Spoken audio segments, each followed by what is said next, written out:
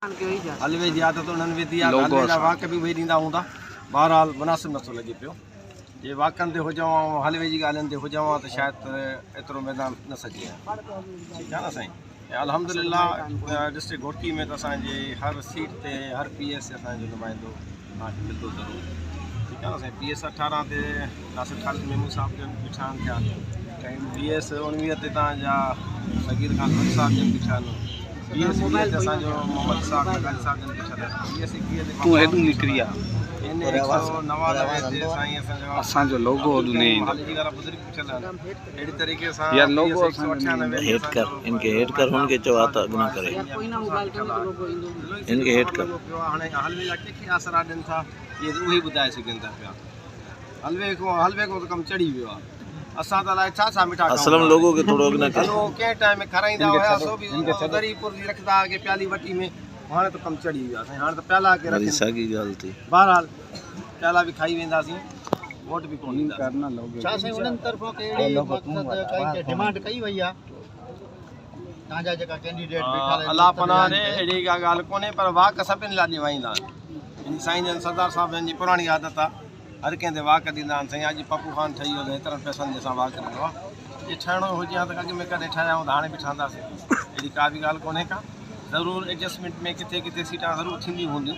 Party सां जंहिंसां इलाक़ आहे उन में थी सघे थो किथे कोई असां कंहिंजे हथ कंहिंजे अॻ में हथु कयो हूंदोसीं या का ॻाल्हि कई हूंदीसीं। अहिड़ी हिन वक़्तु अञा ताईं अहिड़ी का बि पोजीशन कोन्हे का। अच्छा साईं, तव्हांजी पार्टी जेको आहे मियां मिटे साहिब जे लाइ हिन वक़्तु ऐलान न कयो आहे? अब हीअ मथे अब मथे जेको बि आहे पोजीशन उहा उन्हनि खे ख़बर त छाजे करे न कयो अथऊं। छोकी असांखे मथां जी मालूमात आहे उहा उन खे मद्देनज़र रखी असां कंदासीं। ज़ाती लेवल ते मियां मिठे जी मां इन करे कयां थो त मियां मिठो ज़ाती मुंहिंजी लेवल ते असांजी घोटकी PS करे थो। असां हुनजी बिल्कुलु PS 18 ते जेको आहे उबाड़े में PS न पर NA ते असां 198 ते असां कयूं था। उन मां पंहिंजी ज़ाती लेवल ते बिरादरी लेवल ते, बाक़ी PS लेवल ते असां जेके जमीयत उलमा इस्लाम जा आहिनि कैंडिडेट्स नासिर ख़ालिद मेमून साहिब जन बीठल आहिनि, असां उन ओपन कयूं था पिया ऐं कंदासीं। अच्छा साईं, राति सोशल मीडिया ते असां ॾिठोसीं घोटकी जी एक्टिविटी हले पई, उन्हनि लेडीज़ जेको आहे मोकिले करे ऐं औरतुनि खे धमकाइण वारो सिलसिलो इहो उन्हनि शुरू कयो आहे। इन में तव्हां छा चवंदा? बिल्कुलु इहा असांखे बि मालूमात मिली आहे। असां उनखे इहो त चवंदासीं त मुनासिब नथो लॻे। उनखे मुख़्तलिफ़ वञी लेडीज़ वञी अंदरि वञी घरनि में थ्रेट करे अचनि पियूं। पहिरियों त वोट असांखे ॾियो या ॿी सूरत में घरों न निकिरिजो। हाणे जेके वोटरनि खे इहो थ्रेट अहिड़ी क़िस्म जा हूंदा त इहे कहिड़े क़िस्म जी सियासत आहे? ज़रूरत त रही कोन्हे का पोइ। बहरहाल उनखां वरी शनाख़्ती कार्ड वरिता वञनि था त असां Benazir programme income support programme में तव्हांजी असां हिकु तव्हां ग़रीबनि जा पैसा मिलंदासीं उहे बंदि कराईंदासीं। या उनको चवनि था त असांखे तव्हांजा जेके आहिनि अपग्रेड करायूं था पिया, पैसा वधीक मिलंदा, असांखे शनाख़्ती कार्ड जिते हुनखे आसरो नथो सम्झ में अचे उतां शनाख़्ती कार्ड उहे लेडीज़ वठी वयूं आहिनि। मां त चवंदुमि त अहिड़ी लेडीज़ जे ख़िलाफ़ु FIR थियणु खपे। अहिड़ी सियासी माण्हुनि जे ख़िलाफ़ु बि FIR करणु खपे जेके हुन लेडीज़ खे इस्तेमालु थो करे। ऐं इंशाअल्लाह असां बिल्कुलु तयारु वेठा आहियूं थिया। अहिड़ी क़िस्म जी किथे बि ॻाल्हि लेडीज़ मिली वई त असां लेडीज़ जे ख़िलाफ़ु बि ऐं उन सियासी जेको माण्हू यूज़ करे थो पियो उनजे ख़िलाफ़ु ज़रूरु असां कानूनी कार्रवाई कराईंदासीं।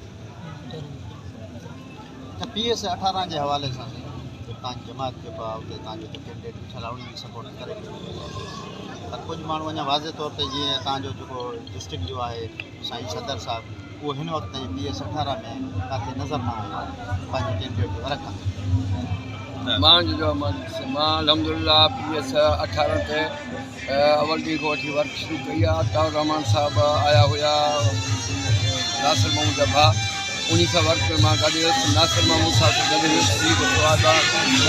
साईं जे प्रोग्राम में चाचा जो घोट लीडर हुयुसि।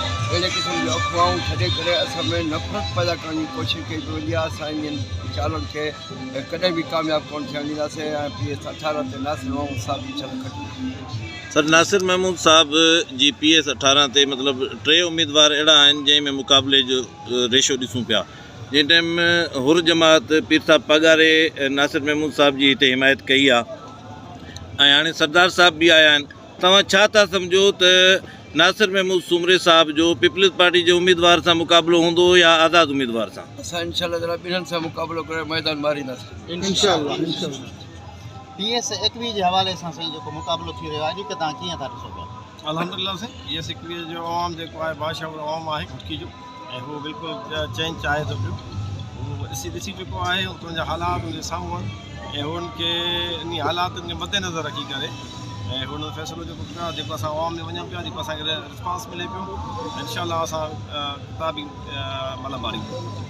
सर PS19 ते जेको आहे उहा हुर जमात जो जेको ख़लीफ़ो आयो हुयो उन जमियत जे उम्मीदवार जो जेको आहे न मतिलबु वर्क में ऐलान न कयो आहे, बल्कि आज़ाद उम्मीदवार जो कयो आहे। इन में छा थो थिए, छा इन में को फ़र्क़ु पियल आहे इतिहाद में, या उते का ज़ाती राय हुई उन्हनि जी, या इन हवाले सां छा चवंदा मौलाना साहब?